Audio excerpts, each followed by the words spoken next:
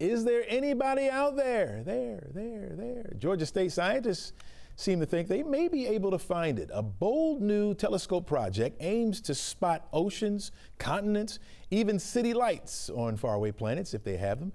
And GSU is right in the middle of all of it, building the tool that could help us answer the number one question in humanity. Is there anybody out there in the universe, or are we all alone?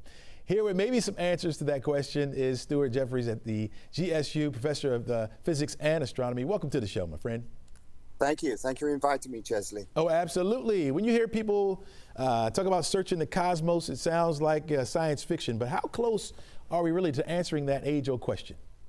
I think we're in the best position we've been in for a long time. There are a lot of technologies that have come together at the moment, and they're allowing us to build a telescope, basically, that I think has a pretty good chance of finding a signature.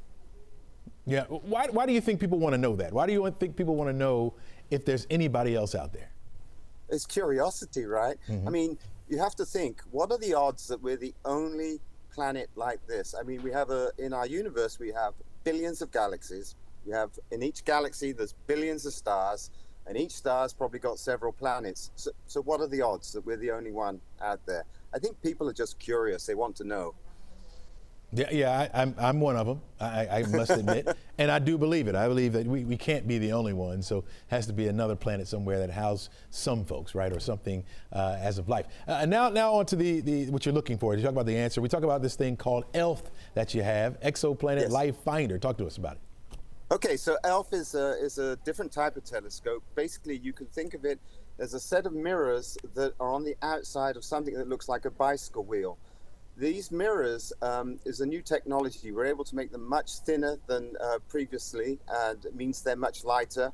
And the bicycle wheel is very unique because, again, it's a lightweight structure, but it's the tension in the spokes is being manipulated by artificial intelligence, because what we need to do is we need to keep all of the mirrors in a configuration to within a few millionths of a meter all the time that we're actually making our observations.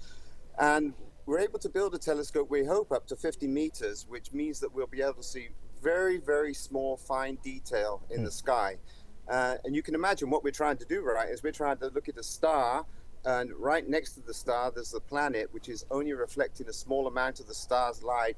And so we're completely swamped by the light from the star. So it's a little bit like maybe being at the football stadium, where I ask you to look up into the spotlights, and I strike a match in the middle of the spotlights, and I ask you to see it. It's a really hard problem, but we believe that we are able to now shape the light that comes into our telescope so that we can get rid of the vast majority of the light from the star, and we can see the very faint glow coming from the planets. Is the telescope built already, or is it in construction right now? Oh, so at the moment we're building a prototype that's 1/10 scale. It's being built out in the Canary Islands. It should be up and observing within 2 years. Once we prove that concept, then we will go after the funding needed for the 50-meter telescope. How far out will you be able to see?